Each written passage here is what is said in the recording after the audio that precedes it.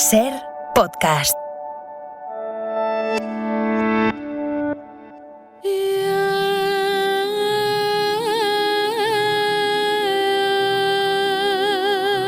En la cadena Ser.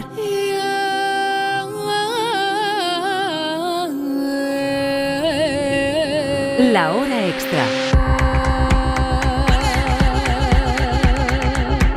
Con Dani de la Fuente. Ay, ven a mi niño mío.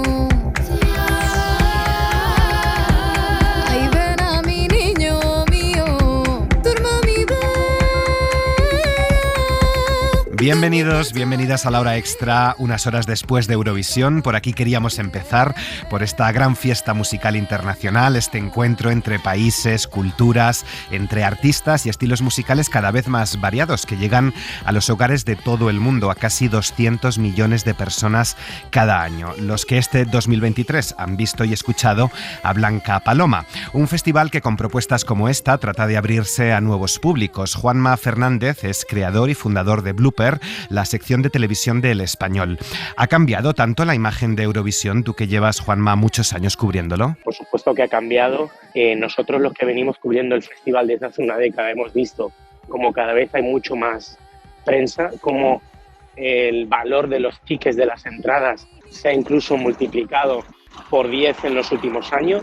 Las marcas cada vez están más interesadas en Eurovisión. De hecho, el temor que hay dentro de la comunidad Eurofan es que cada vez se esté convirtiendo en un evento más exclusivo y se ha modernizado muchísimo.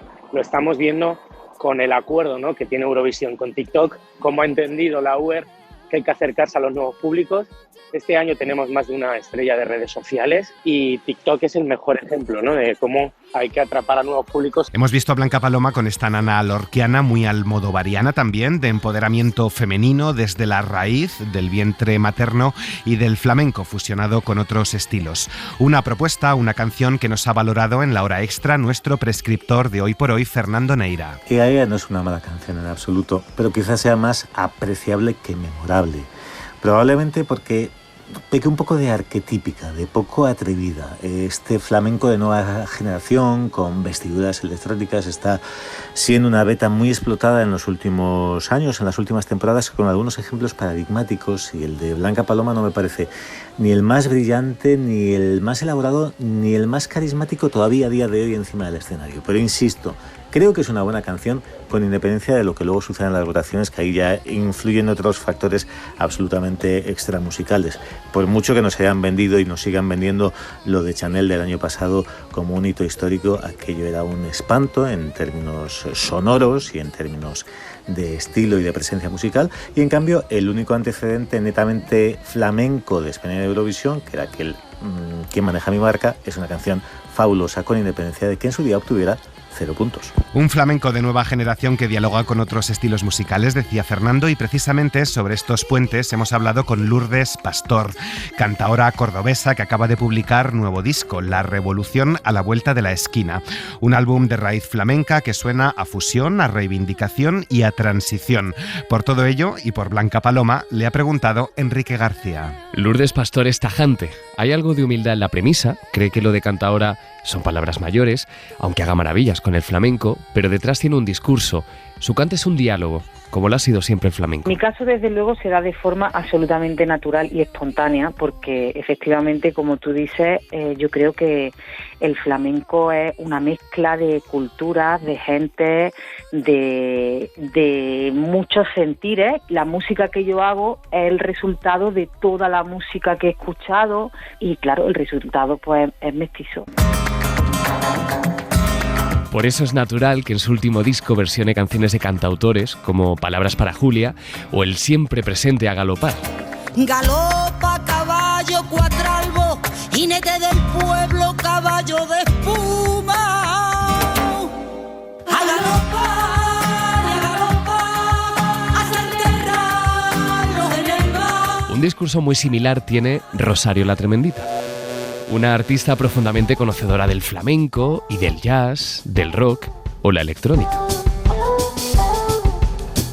En mi casa se vivía el flamenco tradicional, mucho. Pero mi padre y mi madre, los dos tenían en la casa un piano, una batería, tenía un bajo eléctrico. Entonces, al final, todas esas corrientes artísticas y todas esas disciplinas, y teniendo tantos instrumentos en casa, pues al final una cogía el piano, cogía la batería, cogía el bajo y decía, ve cómo suena esta soleá de Pepe Pinto por aquí, ¿no?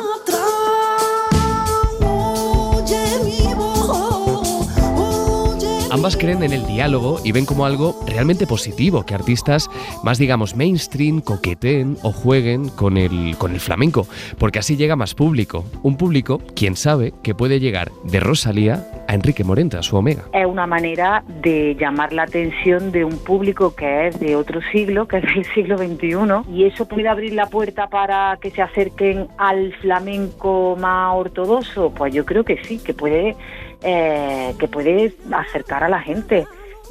¿Por qué no? Yo creo que cualquier persona que se acerca al flamenco o que esté dentro del flamenco o que ame el flamenco tanto, igual o como yo, me parece que es maravilloso. Y si está en Nueva York cantando por bulería, por tango, eso es maravilloso.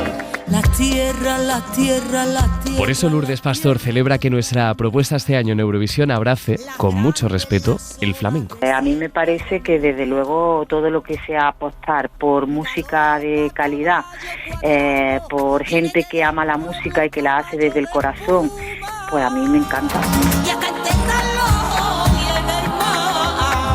La hora extra. Sabor de otoño en ascuas al clamor del mediodía.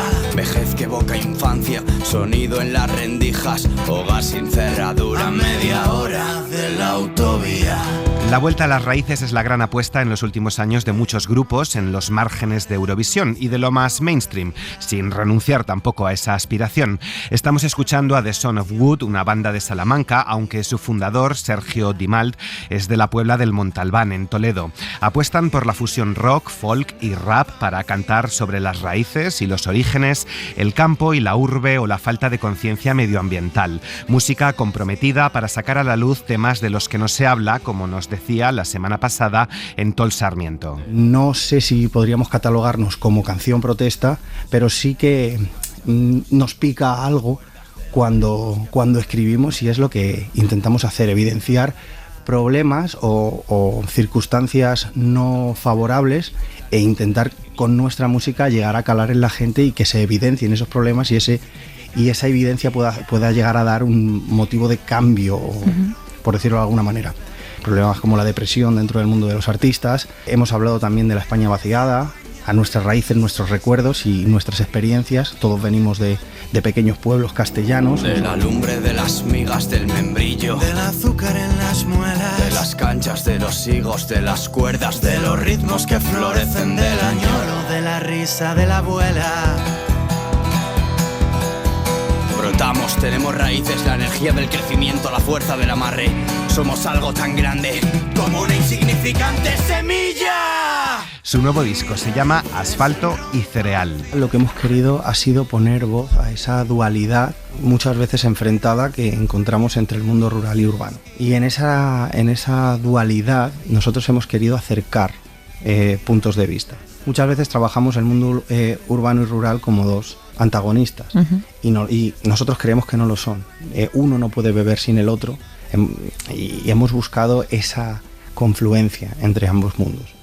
Entonces, mirar a la periferia es mirar también ese concepto de comunidad que desde nuestro punto de vista estamos dejando un poco de lado.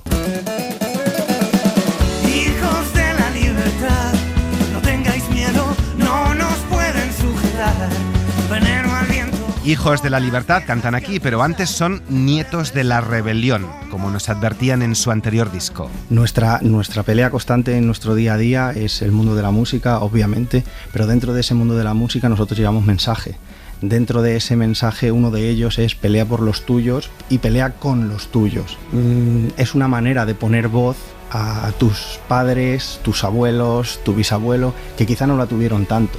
Nosotros somos muy de recordar a los nuestros y muy de pelear por los nuestros, y sobre todo en nuestras zonas. Si vas a parar el tiempo, avísame que quiero cambiar un par de detalles tontos, algo que nos haga volar. Y estos son Siloé, vallisoletanos. Hemos hablado con Fito Robles y Xavi Rhodes, sus fundadores. Xavi y yo teníamos una relación bastante buena porque pertenecíamos a otras bandas y bueno, empezamos a compartir canciones que hacíamos y creo que al final hay ahí en el fondo un lenguaje muy compartido de cosas que nos gustaban y de puntos en común muy distantes, que eso es la leche también, ¿no? Justo ayer Xavi pudo ir a ver el estreno de la peli de Coldplay, un directo que se ha publicado y estas cosillas, y el otro día lo contaba, ¿no? Que ahí en nuestros primeros inicios era uno de los grupos que seguramente más nos gustaba a los dos, y el resto de música que nos gusta a los dos a lo mejor está muy distante. Pero creo que la música tiene ese poder de, pues eso, de lo primero de unirnos a nosotros, a los músicos, y lo segundo de, como dice la canción de Sangre en las Venas, que siempre que estamos unidos, de unirnos a todos, ¿no? Sí, empezamos primero haciendo música de bandas sonoras, Fito y yo, antes de Siloé, hicimos música para la Seminci, después tuvimos otras bandas y demás, y ya en 2016 pues es cuando nace oficialmente el proyecto, y Valladolid siempre ha tenido una influencia grande, ¿no? En la música de raíz, en el folk y también en las letras, ¿no? Tenemos una canción que se llama La Niebla también. ¿Dónde está la niebla? ¿Dónde coño está la niebla? Porque es como un icono, ¿no? de la ciudad, ¿no? Y también yo creo que es bonito convertir como lo que puede ser una debilidad, ¿no? Que la niebla puede ser algo como aburrido, joder, qué malo hace, que tal, en una fortaleza, ¿no? De hecho, nuestra empresa al final se llama La Niebla, por eso. Queríamos que estuviera en Valladolid y que fuera todo allí. Y nosotros creemos mucho en la filosofía en el mundo de la empresa dicen como local champion, ¿sabes? En fortalecernos desde donde somos y creo que eso nos da identidad en un momento en el que todo se parece demasiado. Estamos viviendo un momento, el ataque de los clones, en el mundo no solo de la música en general. ¿Cómo distinguirse hoy del resto? Buscando la identidad de cada uno, los orígenes, la raíz, lo local, Valladolid en este caso. La comunión con el público justo en el directo, ¿no? También en la búsqueda personal de cada uno, en el espíritu, cada vez más importante en estos momentos tan del ataque de los clones que decíamos antes, ¿no? De encontrar cada uno en su espíritu, ¿no? A lo mejor uno es pues la religión, en otro es sus animales, en otro es la naturaleza. En esa búsqueda, ¿no? En escuchar el eco tuyo dentro y encontrarlo. Nosotros no somos tampoco dogmáticos, que queramos que la gente crea en una cosa en concreto, sino que también la música sirva para que encuentren cuál es lo suyo, ¿no? Y que lo compartan, ¿no? Oye, esta canción me ha hecho sentir esto, y se la pasas a un amigo, ¿no? Eso yo creo que es lo más bonito. Todos los besos que damos. Me vuelvo a lo local, que creo que es un discurso muy bonito, ¿no? En el que nos diferencia de verdad. O sea, que en el fondo, por mucho que nosotros nos vayamos a tocar a Granada, a Estados Unidos o a México, los besos de verdad han empezado en nuestra casa. Es decir, el amor y el cariño que hemos sentido, esto que hemos hablado del oficio, incluso también del músico, ¿no? Nuestros profesores están en Valladolid, nuestros padres viven en Valladolid, y es ahí donde ha empezado un poco todo, ¿no? Y por qué no cantarle a eso y decir que cuando la gente recibe esas canciones en su tierra, en Granada, en Murcia, se van contentos a su casa porque se ha reconstruido una parte del alma ahí bonita, creo que es ahí la música tiene mucho de sanadora. Se ha reconstruido esa parte bonita, entonces esas personas a la vez vuelven a su casa, a donde han recibido los primeros síntomas de cariño, y a la vez pues ellos dan eso es la hostia, eso solo lo hace la música, creo que es curativo, ¿no? La hora extra. Hoy en día no tengo buen concepto del negocio discográfico, ha cambiado mucho, el artista ha perdido valor económico por su trabajo. Las compañías viven un momento dorado porque se quedan prácticamente con todo lo que se genera del streaming. Muchos músicos están cansados del panorama actual, nadie está en contra de las plataformas, pero se ha dejado de cobrar mucho dinero por estar en ellas. Ya no es nuestro negocio. Esto le ha contado Nacha Pop a Laura Piñero. ¿Qué tal? ¿Cómo estás? Hola, muy buenas. Laura es compañera de La Ventana, colaboradora de La Hora Extra y acaba de publicar Aquellos años accidentales en Libros Cúpula sobre Dro, la discográfica independiente que lo cambió todo. Dro es Discos Radiactivos Organizados, absorbida por Warner en diciembre de 1992, una discográfica que ha acogido a bandas tan dispares como Loquillo, Gabinete Caligari, los primeros en vender 50.000 unidades de un disco, este que estamos escuchando. Las cuatro rosas que te Siniestro Total, Hombres G, Celtas Cortos, Extremo Duro, Los Rodríguez o Duncan Du. Un montón de historias personales en este libro. Laura, ¿cómo surge el proyecto? ¿Cuándo? ¿Cuánto tiempo llevas trabajando en él? ¿Qué te dijo sí, hay que contar esta historia? Pues mira, precisamente fue un concierto de Coquemaya en el Within Center de Madrid. Después de ese concierto hicieron una fiesta después y yo terminé de casualidad dentro de un corro de historias donde veteranos de la discográfica Dro le contaban historias y anécdotas del recorrido del sello a nuevas generaciones, ¿no? Me pareció que en ese relato había de todo: sexo, drogas, rock and roll, muchos artistas conocidos pero también desconocidos, muchos personajes secundarios interesantes y una historia que merecía la pena contar porque era una historia de sueños, de éxitos, pero también de fracaso, de traiciones, cambios y de evolución de la historia de España, de la música y de personas, ¿no?, que individualmente fueron cambiando. Yo quise hacer un reportaje para la radio, para La Ventana, pero hablando un día con Iván Ferreiro, preparando una entrevista, se me ocurrió decirle: oye, yo creo que habría que hacer un documental sobre Dro. Y él me contestó: pues yo te lo produzco. Unas semanas más tarde o un mes le llamé para decirle: oye Iván, no me veo capaz de hacer un guión sobre una historia que no está contada, que hay solo pinceladas, déjame un tiempo de documentación. Y así fueron pasando los 5 años, eso es. Él la verdad que me respetó muchísimo, lo entendía y el documental ha quedado ahí en un segundo plano. Qué bonito eso que comentas del concierto, ese encuentro después del concierto entre diferentes generaciones, porque dice Iván Ferreiro en el prólogo que Dro era la compañía del pop español donde se encontraban artistas y había charlas increíbles con gente increíble. Es algo que destacan muchos de los que hablan contigo en este libro, ese lugar de encuentro entre diferentes generaciones y diferentes estilos musicales. Muchas veces una casa discográfica, Dro, que era más que una casa, era un hogar de encuentro con sentimiento. Sí, es que además la historia de Iván Ferreiro con Dro es curiosa porque él cuenta que él con Piratas intentó que lo ficharan en Dro porque tenía esta fascinación por su historia y por todas las bandas que habían publicado, pero no les quisieron.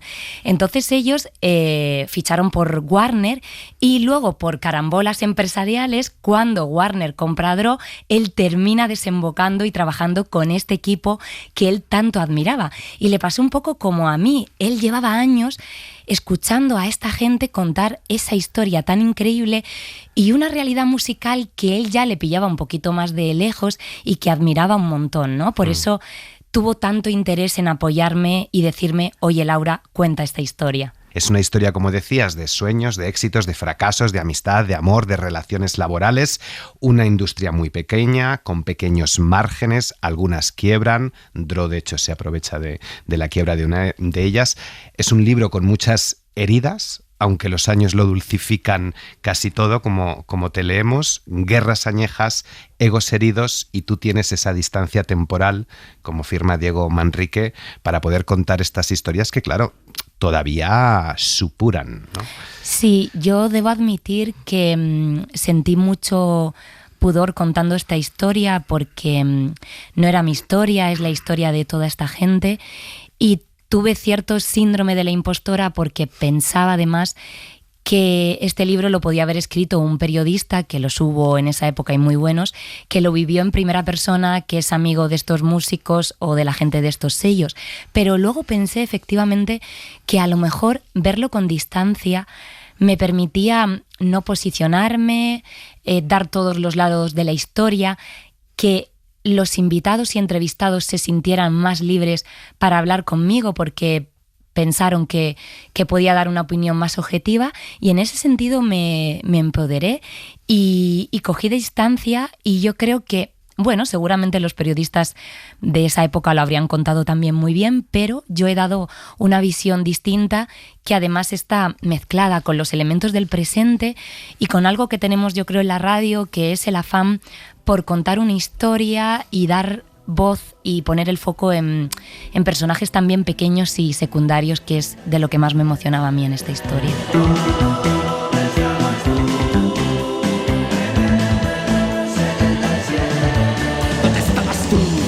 Canciones como esta que estamos escuchando del Loquillo, porque me ha cautivado desde el principio, porque es también un retrato maravilloso de dónde estabas tú en el 77, dónde estábamos todos a finales de los 70, a principios de los 80, cuando la sociedad todavía era gris y las letras había que enseñarlas en comisaría, he leído. Estaba cambiando la sociedad de España, estaban surgiendo grupos y jóvenes que no querían un mundo gris. Es también un retrato de esa España. Sí, es un retrato social. Conforme van los personajes recordando, vas viendo que, por ejemplo, todavía los guerrilleros de Cristo Rey, que era un grupo de extrema derecha, seguían entrando a determinados bares o tiendas de discos a dar palizas, ¿no? Ves el tema de la heroína, que en los 80 fue terrible, que es verdad que hemos escuchado el relato muchas veces, pero escuchar en boca de una de las hermanas de un fundador de uno de estos sellos, pues que su hermano murió por la heroína y que terminó ahí su sueño, pues impresiona muchísimo, ¿no? Madres enganchadas a los ansiolíticos, mujeres como Alaska, que por primera vez querían disfrutar del ocio como sus hermanos y, bueno, se la jugaban, entre comillas, ¿no? Con acoso sexual, intimidación, y ellas querían estar, ¿no? Son cosas que nos suenan, pero cuando las vas leyendo en boca de estos personajes, pues yo creo que las vuelves a revivir y te da una perspectiva distinta.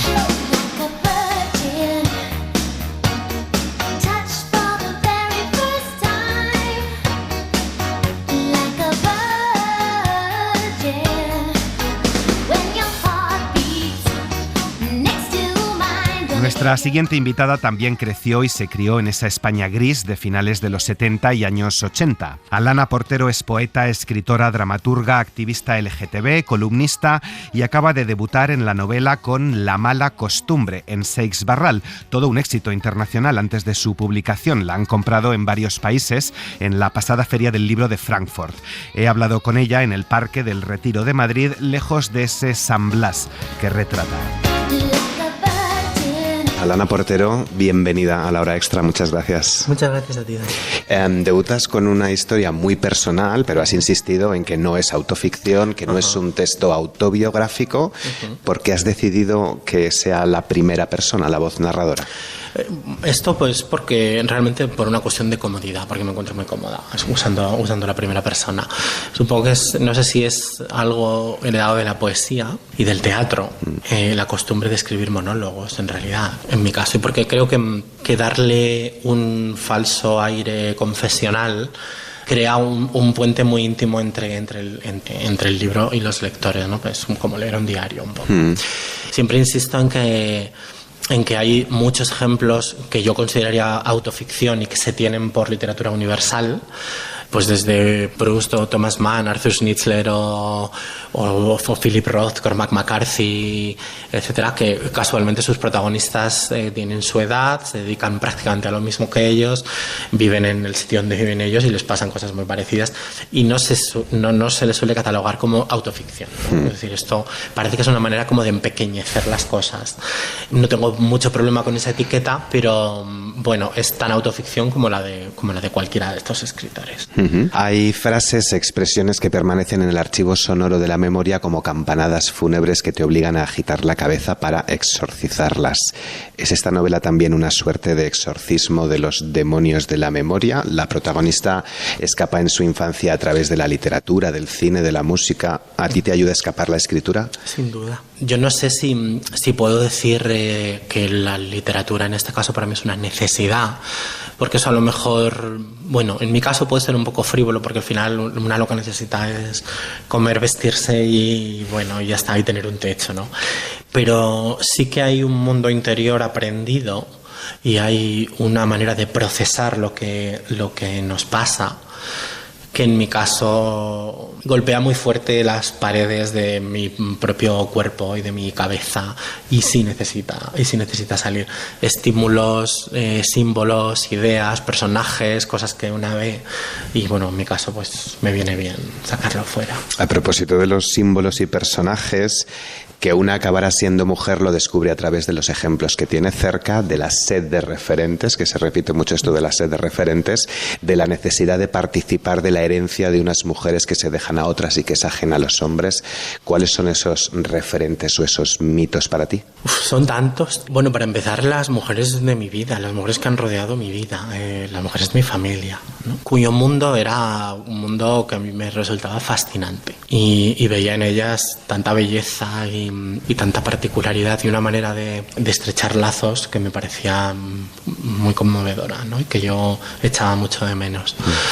Después, en realidad, tantas mujeres que me he cruzado en la vida, personajes literarios, pues no sé, como las protagonistas de Fuegos de Marguerite Yourcenar, que son las heroínas griegas, o las protagonistas de las tragedias griegas, que me parecen mujeres arquetípicas, pero con una hondura y una pasión desmesurada, mucho más interesantes que los héroes, porque son las que esperan pero incendian sus reinos. Y después, pues no sé, las estrellas del pop, en tanto a que, bueno, que son casi mi versión de rezarle a la Virgen y de mujeres en las que proyectarse. Y después las mujeres trans mayores, de las que he aprendido muchísimo y a las que quería hacer un homenaje y que forman parte de mi educación sentimental, personal, cultural y de mi construcción. Lo primero que una niña trans aprende cuando el entorno es hostil a la causa, antes incluso de saber que lo es, cuando todo son intuiciones, es controlar la ilusión o fingirla. Cuánta ilusión, cuánta fantasía se pueden desatar detrás de la puerta de un baño cerrada, y qué importante, ¿no? Tener ilusión, tener fantasía, imaginación e incluso has dicho magia. Sí. Ahí una de las premisas de la novela es que los niños y las niñas siempre están escuchando, y es fundamental ofrecerles, por ejemplo, a las infancias trans, o en realidad a cualquier infancia, vamos a decir, no normativa o diferente dentro de lo que se considera normal, ofrecerles el mismo mundo que se le ofrece a los demás, porque si no, al final se convierte todo esto en el mundo de las puertas cerradas, de los baños con el pestillo echado, de las habitaciones, de hacer las cosas a solas. Y buscar la ilusión por tu cuenta es una cosa que te puede hacer crecer mucho y tiene algo hermoso, pero es muy triste no poder compartirlo, ¿no? Esto va mucho más allá de lo trans. Quiero decir, esto es una experiencia que muchas personas pueden entender, vaya. Es muy triste que una infancia tenga que aprender a gestionar los silencios cuando no le corresponde, ¿no? O a gestionar la ilusión, que parece que son dos conceptos, o sea, gestión e ilusión son dos cosas que casi se golpean la una contra la otra. Si no te ilusionas cuando eres una niña, ¿cuándo te vas a ilusionar? Porque tienes miedo de parecer algo que sabes que está de alguna manera mal visto, castigado, que es visto de manera negativa por el entorno. Es una cosa terrible. Los niños siempre están escuchando y hay que tener cuidado. A propósito de ese entorno, es verdad que es una historia sobre la búsqueda de la identidad, la transexualidad, el inicio de la sexualidad, pero también hay mucho de vidas precarias, que decía Judith Butler, ¿no?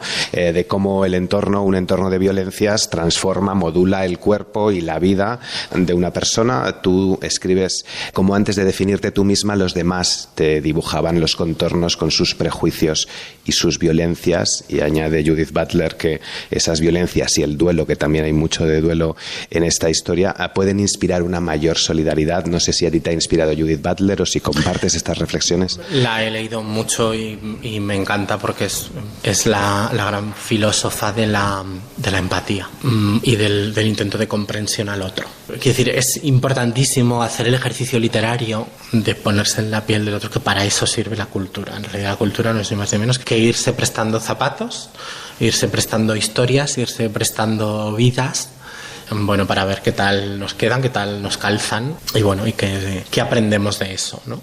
Es decir, si te has puesto en los zapatos de señores y señoras que no tienen nada que ver contigo, ponte en los zapatos de alguien que en realidad se puede parecer mucho más a ti. Es decir, tiene tanto peso en la novela lo trans como lo obrero, como la búsqueda de entender tu propio cuerpo. Eso es una cosa por la que hemos pasado el mundo entero. Lo adelantabas justo ahora, la clase obrera, la carcoma de la clase obrera está muy presente en esta historia. Hay una reivindicación y también una crítica. Ahora cada vez menos gente parece que se identifica con clase obrera. Todo el mundo quiere ser clase media, ¿no? En mi opinión, eso es una gran derrota ideológica, porque la pertenencia a la clase obrera lleva implícito unos lazos que es justo lo que esa clase media aspiracional corta. Bueno, las vidas detrás de la puerta de tu casa, ¿no? Tienes tantas supuestas comodidades, etcétera, que en principio pues ya no te hacen falta los vecinos. Y eso es una pena. Y además es muy frágil. Es un intento por abandonar algo que te avergüenza y no deberías. Es decir, ser de clase obrera no es una vergüenza, ni es un problema, ni es nada. Lo que es un problema es la precariedad y la pobreza. Pero ser de clase obrera nos moldea y lleva implícito establecer unos lazos relacionales con la gente de tu clase. Bueno, que creo que es de lo que se huye en la clase media, y bueno, pues a mí esto me apena un poco. Es una historia muy dura, pero es verdad que hay momentos muy, muy luminosos, amistades que surgen en momentos y en lugares insospechados, esos referentes en un Madrid gay que se empezaba a abrir públicamente, y es enternecedor, o me ha resultado enternecedor, cómo se entretejen esas complicidades en el barrio, entre mujeres, entre los chicos que son diferentes. Qué importante, ¿no?, esos lazos, y no sé si a lo mejor estas complicidades y la amistad es lo más fuerte hoy políticamente hablando. O sea, estoy completamente segura de ello, y de que sin hacernos fuertes en lo común no vamos a ninguna parte. Es que lo común nos fortalece y nos protege. Y esto, pues en las personas LGTB lo sabemos muy bien, pero hay muchas personas que lo saben muy bien, como en lo común nos encontramos y en lo común nos protegemos. Es fundamental, y es una idea que sin la cual la novela no existiría. Es decir, al final es también la historia de la familia real, la familia que se elige, las alianzas que se tejen, cómo hay personas que son refugios. Eso es fundamental, y eso lo puede entender cualquiera. No sé si te ha dado tiempo a leerlo, pero para mí La mala costumbre tiene algo que dialoga también con La educación física de Rosario Villajos. Estoy leyéndolo ahora mismo. Sí. Estoy leyéndolo ahora mismo, literalmente, porque bueno, me encanta que me lo digas, porque el libro me parece maravilloso y ella me parece estupenda. Y sí que efectivamente el cuerpo, los miedos, la noche, la educación, sí, me parece que establece un diálogo maravilloso. En definitiva, también es un poco mi generación, y pues que con eso hemos crecido. Mi cuerpo estaba cambiando y empezaba a provocarme verdadera repugnancia. También Rosario recoge el cuerpo de unas adolescentes, cómo empieza a cambiar y se sienten incómodas en él. No sé si es posible tener adolescencias felices. ¿De verdad podemos ser felices, Margarita?, pregunta la narradora, o si va a estar siempre ahí, al fin y al cabo, la crueldad de la juventud, que también se escribe. Eso es pues una pregunta estupenda, para la que no tengo respuesta, pero tengo esperanza. Sí que entiendo que la adolescencia, bueno, pues lleva consigo una serie de ganancias y una serie de pérdidas que pueden ser muy, muy duras, y también es una época de transformación. A mí la transformación me obsesiona, ¿no? Por eso mi amor por los mitos, ¿no? Por los mitos clásicos, que son historias de transformación continua. Y claro, la adolescencia, entre otras cosas, es como si estuvieras cambiando dentro de una pupa, de un insecto, pero sin la pupa. Todo el mundo está viendo lo que te pasa, ¿no? Y hay cosas que quizá te gustaría que sucedieran de forma íntima o no estar tan expuesta. Creo que en general se trata con mucha injusticia a los adolescentes y a las adolescentes. También es un retrato no solo del barrio, sino de la capital, una ciudad, o un retrato de la ciudad del que aquí leemos, un poco inexistente, al menos hoy, en la literatura y en el cine. ¿Por qué? Me encanta que me lo preguntes, porque creo que es el tercer gran tema de la novela, o el otro gran tema, el otro pilar es Madrid. Porque Madrid, por su deriva política y por los estragos de la misma, se ha convertido en una ciudad que se parece muy poco a sí misma. Se ha convertido en otra cosa. Y eso es muy triste, y además es injusto. Yo necesitaba escribir una carta de amor a Madrid también, porque Madrid ha sido una ciudad maravillosa, y creo que en algún caso ese espíritu sigue estando por ahí. Y yo no entendería mi propia vida y mi propia formación sin recorrer las calles de Madrid. Madrid es una ciudad que necesita atención, que necesita fijarse, que necesita pasearse, que carece de las grandilocuencias de otras ciudades maravillosas o de la monumentalidad, pero que cuando la conoces bien y te empeñas en conocerla, esconde lugares alucinantes y tiene un espíritu que creo que es precioso, el espíritu de las feas con gancho, digo yo. Es una ciudad fea con gancho. Y ese encanto sí estoy muy de acuerdo en que está muy perdido, y ahora pues no está de moda hablar de Madrid en buenos términos, y lo entiendo porque es muy hostil, pero cuanto más nos empeñemos en esa hostilidad, menos queda. Quiero decir, al final el relato construye un poco de realidad, y me apetece también decir, bueno, Madrid puede ser una ciudad maravillosa. Y ese retrato del Madrid de la heroína también, de las drogas y un poco abandonado, ¿es un proceso un poco político y social similar al que se está viviendo en los barrios? Pues está muy bien visto eso, la gran masacre que fue la heroína a finales de los 70 y durante casi toda la década de los 80, tenía intenciones políticas muy serias, y eso, bueno, pues cualquiera que haya investigado un poco sobre el tema lo sabe. Fue una manera de acabar con un tejido vecinal importante, con unos movimientos políticos muy serios, y destrozó generaciones enteras. Ahora esto se hace de manera, entre comillas, amable, que es aislando a la población, pues eso, en estas viviendas en las que no tienes que salir de la frontera que marca la valla del Pau para vivir prácticamente. Es una manera de borrar expresiones, una manera de borrar inquietudes, energías, de diluir energías en el consumo y en mantenerte en tu casa. Eres medievalista de formación, te encanta además la mitología. Aquí utilizas, lo hemos dicho, la mitología clásica para crear otros seres también mitológicos, ¿no? Esa vecina, esa trabajadora sexual, la maravillosa Margarita, Eugenia y todas las demás.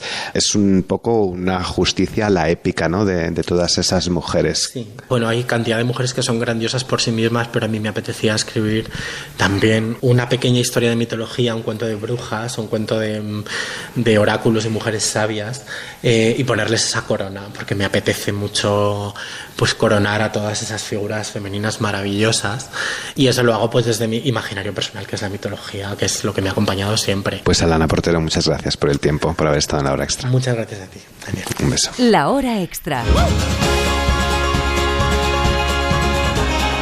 Terminamos en el teatro reivindicando la copia como algo lícito. Todo remite a algo, o como diría Almodóvar, la posmodernidad se basó en juntar cosas de aquí y de allá para hacerlas auténticas. El debate sobre lo original, sobre la copia, llevó al filósofo alemán Walter Benjamin a escribir uno de los textos más citados, en el que hablaba de cómo la fotografía había roto el aura de una obra artística.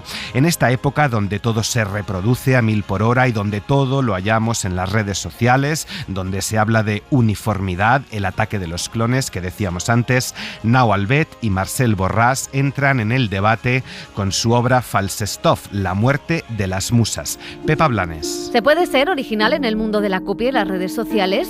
Ese es el tema central de Falsestoff, la muerte de las musas, obra de teatro escrita y dirigida y protagonizada por Nau Albet y Marcel Borràs en el Centro Dramático Nacional.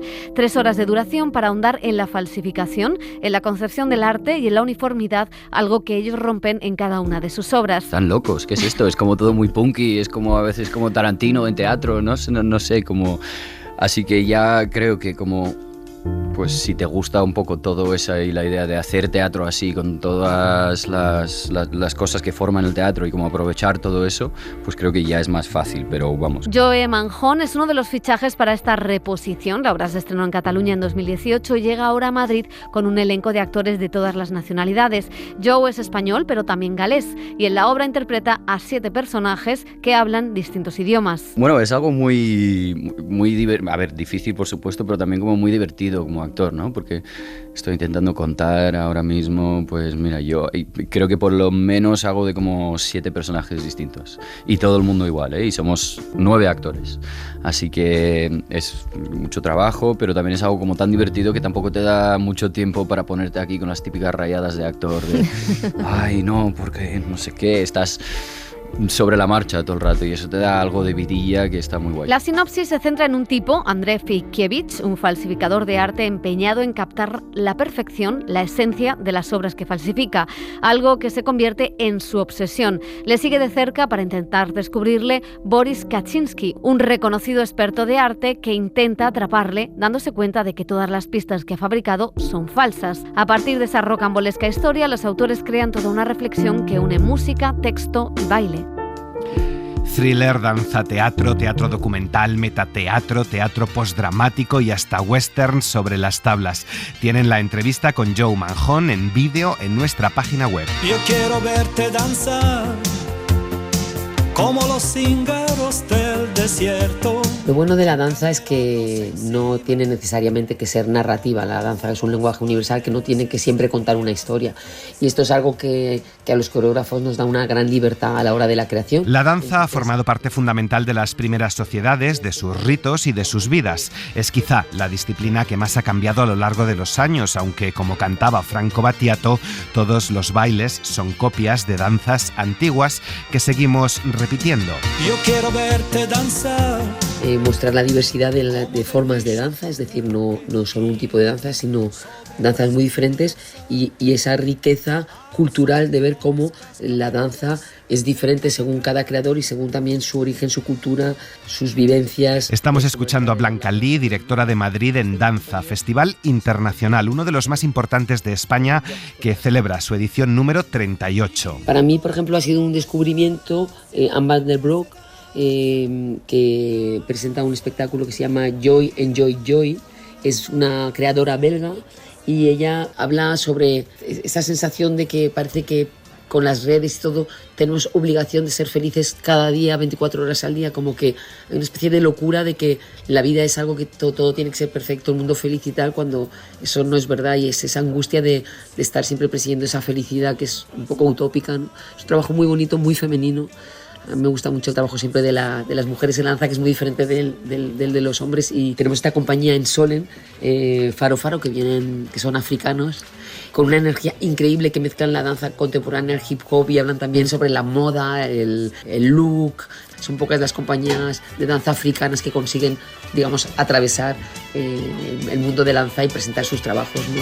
Y gira todo en torno a la estancia mientras se danza.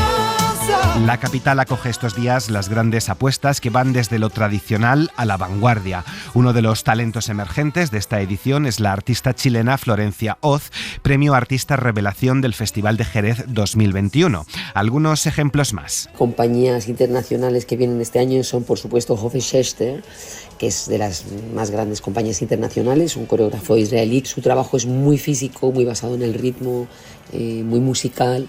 Luego tenemos a Rashid Undam. Rashid es ahora actualmente el nuevo director del Teatro Nacional de Chaillot. Muy interesante, que mezcla la danza y el circo. Por supuesto, Olga Mesa, coreógrafa histórica. ¡Nos vamos! Y lo hacemos con Jimena Amarillo, una valenciana de 20 años, activista también LGTBI. Con ella ha charlado Carlos Cano. Considero que soy una chica que no predica nada, ¿sabes? No tiene un discurso igual como el que puede tener Samantha Hudson, que yo la respaldo muchísimo y pienso todo lo que piensa ella, pero siento que no me sale a mí decirlo ni expresarlo. Entonces, si con un mínimo que es el hacer canciones sin nada puedo ser como una especie de referente, yo lo acepto y me encanta. Pero me hace risa por eso, porque yo en ningún momento lo hago para ello. Y me da un poco como de miedo de que la gente de verdad se piense que yo como que soy un referente o algo por si la cago, yo qué sé, porque es que realmente no. De verdad te lo digo, que soy rapera, simplemente disfrazo ese rap de indie moñas. Pero yo soy rapera. He leído un titular en el que hablan de bollodrama. No sé si es una palabra que tú usas, si puede ser incluso ofensiva o... Pues mira, bollodrama no, porque me da un poco de vergüenza ajena, pero lesbiana no paro de decirlo todos los días. Lesbiana, lesbiana, lesbiana. Sí, y ya he adoptado como la posición esta de música para lesbianas, ya he aceptado que se me diga que hago eso. Al principio me jodía, porque yo decía... Yo solo hago música, que me gusten las mujeres es secundario. Pero ahora entiendo como todo lo que conlleva y lo que la gente me dice, entonces, vale, puede que haga música para lesbianas. Contigo no lo repito, contigo lo vuelvo a hacer. Pienso que pasa todo lo que hacemos como si fuera nuestra primera vez. De la cabeza a los pies, te miro siempre de la cabeza hasta los Tienen todas estas entrevistas, Siloé de Son of Wood, Laura Piñero y Alana Portero, ampliadas en nuestra página web y en Ser Podcast. María Jesús Rodríguez ha estado en la técnica. Muchas gracias por acompañarnos. Que tengan buena semana. Siempre de la cabeza hasta los pies, siempre hay algo que no sé, siempre te miro de la cabeza hasta los pies. Suscríbete a La Hora Extra. Todos los episodios y contenidos adicionales en la app de Cadena Ser y en nuestros canales de Apple Podcast, Spotify, iVoox, Google Podcast y YouTube. Escúchanos en directo en la Ser los domingos a las 7:30 de la mañana. Cadena Ser. La radio.